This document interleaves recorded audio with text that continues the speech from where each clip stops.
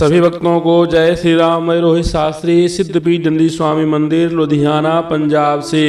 आइए आज हम माघ महात्म का 19वां अध्याय श्रवण करेंगे। अपने गुरु महाराज जी का, अपने इष्ट का ध्यान करते हुए इस माघ महात्म का श्रवण करिए। ओम मंगलम भगवान विष्णु मंगलम गरुणध्वजा मंगलम पुंडरीकाक्षं मंगलायतनो हरि।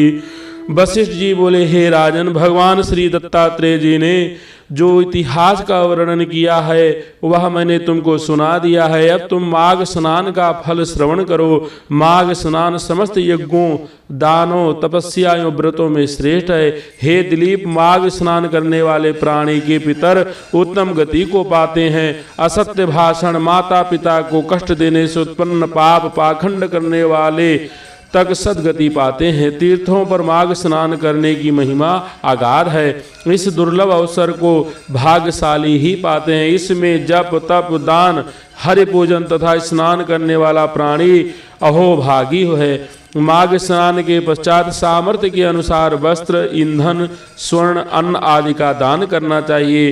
दीप, अग्नि, वस्त्र दान करने वाला भगवान सूर्य के तेजस्वी लोक को प्राप्त करता है। वह महान पापी जो अन्य प्रकार के किसी यज्ञ, जप, तप, दान और धर्म कार्य से अपने पापों के द्वारा मुक्ति नहीं पा सकते, उन्हें अवश्य माघ स्नान करना चाहिए। माघ स्नान समस्त प्रकार से श्रेष्ठ है और निश्चय ही स्नान करने वाले को मुक्ति प्रदान करता है और उसके पापों को नष्ट करता है, चाहे वह कैसे भी पाप में लिप्त क्यों ना हो। हे वह पापात्मा जो दोपहर के समय भी माघ स्नान करते हैं, यम भी अनेकों यातनाओं से मुक्त हो जाते हैं। यम की अनेक यातनाओं से मुक्त हो जाते हैं। स्नान करने के उपरांत जो हरि के चरणों का पूजन करते हैं वह स्वर्ग के दिव्य सुखों का उपभोग करते हैं और अगले जन्म में राजा बनते हैं तथा अपने वंश का उद्धार करते हैं। हे दिलीप, जिस प्रकार एक छोटी सी चिंगारी से काष्ठ का बड़ा ढेर भी नष्ट हो जाता है, वैसे माघ स्नान के द्वारा बड़े से बड़े पापों का समूह नष्ट हो जाता है। मन, कर्म, वचन के द्वारा हुए समस्त पाप नष्ट होते हैं। जिस प्रकार भगवान विष्णु समय आने पर दैत्यों का तुरंत संहार कर देते हैं, वैसे ही माघ स्नान पापों को नष्ट करता है।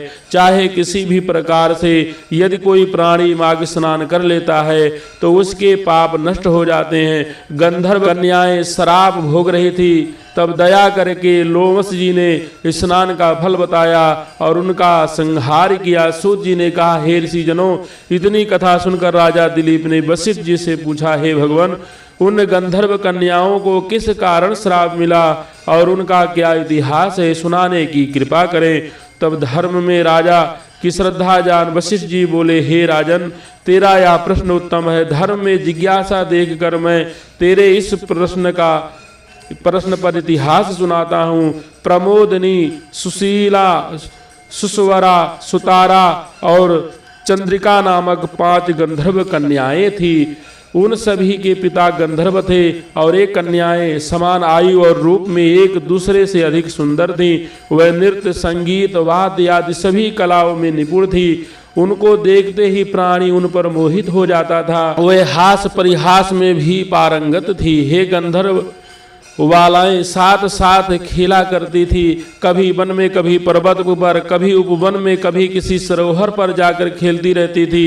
एक बार वे सब मिलकर खेलते हुए एक वन में पहुंची। माघ का महीना था। वह कल्प वृक्ष के फूल चुनने लगी। एक बार वह खेलती हुई एक निर्मल सरोवर पर जा पहुंची और वहां गौरी के पूजन हेतु लगे पुष्प तोड़कर ले आई। जल सरोवर के उस शीतल जल में उन्होंने स्नान किया और खेल ही खेल में पार्वती की प्रतिमा बनाकर उनका पूजन किया और फिर उस प्रतिमा के आगे नाचने और गाने लगी। हे राजन, उस सरोवर से थोड़ी दूर पर वेद निधि का आश्रम था। संयोग से उसी समय उनका पुत्र अग्निमय उस सरोवर पर स्नान के लिए आया। अग्निमय ब्रह्मचारी था, वह परम सुंदर और पुष्ट था। उसे आता देख के गंधर्व कन्या सोच में पड़ गई। उसके मनोहर रूप को देखकर वह उसे कामदेव समझने लगी। वह पांचों की पांचों ही उस पर मोहित हो गई और अपने मन में विचार करने लगी कि निश्चय ही ब्रह्मा जी ने इस मनोहर स्वरूप कुमार को उनके लिए ही रचा है। पार्वती जी ने अवश्य उन पर प्रसन्न होकर उसे यहाँ भेजा है। वह आपस में कहने लगी कि मैंने इस वराह इन कुमारियों की ओर से अज्ञानी महर्षि कुमार सरोवर में स्नान करने के बाद अपनी पूजा वंदना में लग गया। वह समस्त क्रियाओं में निवृत्त हुआ तो उसके कानों में गंधर्व कन्याओं की बातें पड़ी। वह मन ही मन विचारने लगा कि आज महान अनर्थ हो गया जो वह इन कन्याओं के समीप आ गया। स्त्री की माया बड़ी विचित्र होती है, वह देवताओं तक को मोहित करके अपने धर्म से डिगा देती है। इस प्रकार सोच विचार कर ऋषि कुमार ने उन सुंदरियों से कहा, अपनी रक्षा करने के लिए अपने को योग बल के द्वारा अंतर ध्यान कर लिया। जब उन कन्याओं ने उस योग को नहीं देखा तो वे बड़ी अधीर हुई। वह उसे चारों ओर अधीर होकर खोजने लगी, परंतु वह उन्हें कहीं नहीं मिला। वियोग के कारण दुखी उन कन्याओं ने इंद्रजाल अथवा कोई माया जाल जानकर घर लौटने का निश्चय किया। विरह से तृप्त बहुत विलंब करके जब अपने घर पहुंची तो उनकी माताओं ने उनसे देर से आने का कारण पूछा और उनके चेहरे पर विषाद चिन्हों को देखकर तरह तरह के प्रश्न पूछने लगी। बोलो शंकर भगवान की जय, बोलो लक्ष्मी नारायण भगवान की जय, बोलो माघ महात्म की जय। जो भी भक्त हमारे चैनल पे नए हैं, हमारे चैनल को सब्सक्राइब करें, लाइक करें, शेयर करें, ताकि आपको समय रहते ही संपूर्ण व्रत त्योहार की जानकारी प्राप्त हो। आप सबका दिन शुभ हो। जय श्री राम।